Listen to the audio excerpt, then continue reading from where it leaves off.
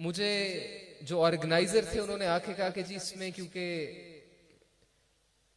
बहुत से ऐसे मजाहिब के लोग भी हैं, तो आपने इस हवाले से रूहानियत का तस्करा करना है कि जो गैर मुस्लिम हैं उनको भी उसकी समझ आए और पता चले कि तो मैंने उसमें मुख्तसर सा यहाँ बताते हुए कि आज के दौर में तो यकीनन जो कम पढ़े हुए हैं उनको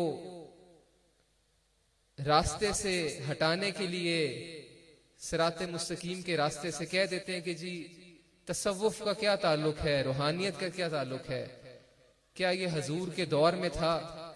तो मैंने अपनी बात का आगाज ही किया कि ये रूहानियत और तसव्वुफ जो है ये इस्लाम से कबल भी रूहानियत की हमें मिसालें मिलती हैं, तसव्वुफ की मिसालें मिलती हैं।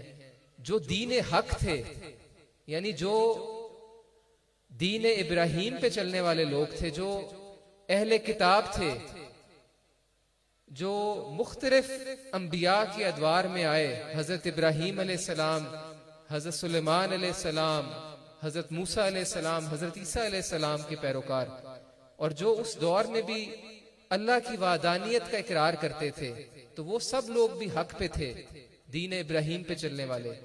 तो उस दौर में भी तसव्वुफ और रूहानियत जो है वो पाई जाती है, और वो आप सबको उनकी बेशुमार मिसालें पता हैं। जैसे कुरान में हजरत सुलेमान अलैहिस्सलाम का जिक्र आता है, जैसे अस्हाबे काफ का जिक्र आता है कि कमोबेश 300 साल उन्होंने आराम फरमाया, और जब उठे तो ऐसा लगा कि जैसे चंद घंटे या चंद दिन सोए हैं। और किस तरह से पलक झपकते हजरत सुलेमान अलैहिस्सलाम के दौर में अल्लाह के वली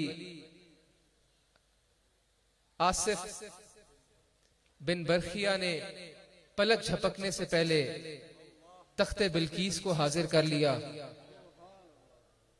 तो इस तरह की बेशुमार मिसालें तो कुरान करीम में मौजूद हैं। लेकिन अगर आप कुरान करीम के अलावा भी दीन इब्राहीम को पढ़ें या तारीख इंसान की तारीख को पढ़ें तो आपको बहुत सी ऐसी मिसालें मिलती हैं। तो रूहानियत का दरअसल ताल्लुक, तसव्वुफ का ताल्लुक वो इस्लाम से भी कबल है। जैसे हमसे कबल भी लोग रोजे रखा करते थे, हम लोग भी रोजे रखते हैं, कुरान में इसका जिक्र है। और पहले जमाने के लोग रोजे इस वजह से रखते थे ताकि वो तकवा और परहेजगारी हासिल करें। हमें भी ये हुक्म दिया गया है। तो बहुत सी ऐसी चीजें जो हैं वो दीन इब्राहीम पे चलने वाले उन लोगों की कॉमन है। और सबसे बड़ी बात रूहानियत जो है वो आप के जाहिर और बातिन को पाक और साफ करती है। आपको ये सिखाती है कि थोड़े वसाइल में भी, थोड़ी दौलत में भी आपने किस तरह से अपनी जिंदगी को पुरसकून गुजारना है, खुशी के साथ गुजारना है, अल्लाह की रजा में राजी रह के गुजारना है। तो उन बच्चों को मैं, उन टीचर्स को मैं ये बता रहा था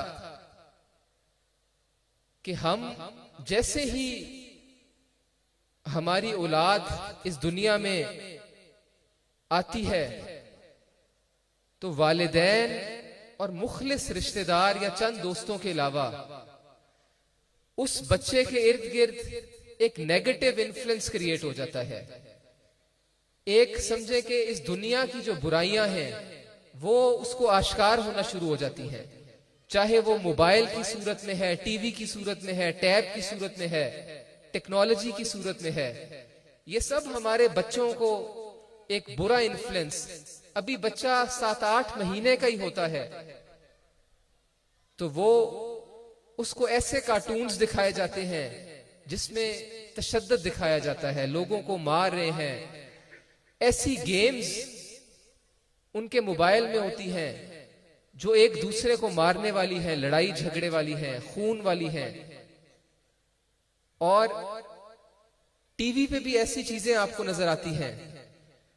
तो मैं उन असातिज़ा किराम को, उन बच्चों को यह समझा रहा था कि आज के दौर में वालिदैन की जिम्मेदारी ज्यादा बढ़ गई है कि किस तरह से उन्होंने अपने बच्चों को इन तमाम बुराइयों से, नेगेटिव इन्फ्लुएंस से बचाना है।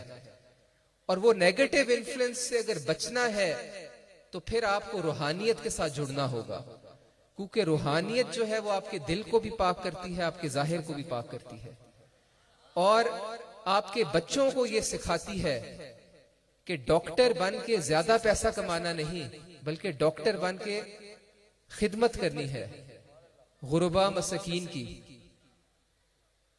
पुलिस में जाके या आर्मी में जाके रोब या टैके के लिए नहीं जाना, बल्कि मजलूम के साथ खड़े होना है, इंसाफ करना है। तो ये रूहानियत जो है, वो जो लोग रूहानियत के साथ जुड़ जाते हैं, इस पे गैर मुल्कों में भी, वेस्ट में भी रिसर्च हुई है, और उन्होंने ये लिखा है कि जो लोग रूहानियत के साथ जुड़े हुए हैं, हमने देखा है कि वो ज़हनी तौर पे ज्यादा मजबूत लोग हैं। वो डिप्रेशन का शिकार नहीं होते, वो एंजाइटी और स्ट्रेस का शिकार नहीं होते। क्यों? क्योंकि वो जिक्र करते हैं, मुराकबा करते हैं, अल्लाह को याद करते हैं, अपना ताल्लुक अल्लाह और उसके रसूल सल्लल्लाहु अलैहि वसल्लम के साथ जोड़ते हैं। तो वो लोग जो रूहानी हैं, ज्यादा रूहानियत के साथ वाबस्ता हैं, उनमें देखा गया है कि उनमें डिप्रेशन भी कम है, स्ट्रेस भी कम है, एंजाइटी भी कम है, और वो पुरतशद्दद भी नहीं, वो दहशतगर्द भी नहीं, वो लोग अमन पसंद लोग हैं। अल्लाह पाक हम सबको हकीकी मायनों में रूहानियत के साथ जोड़े और हमारे कल्ब को रोशन फरमाए।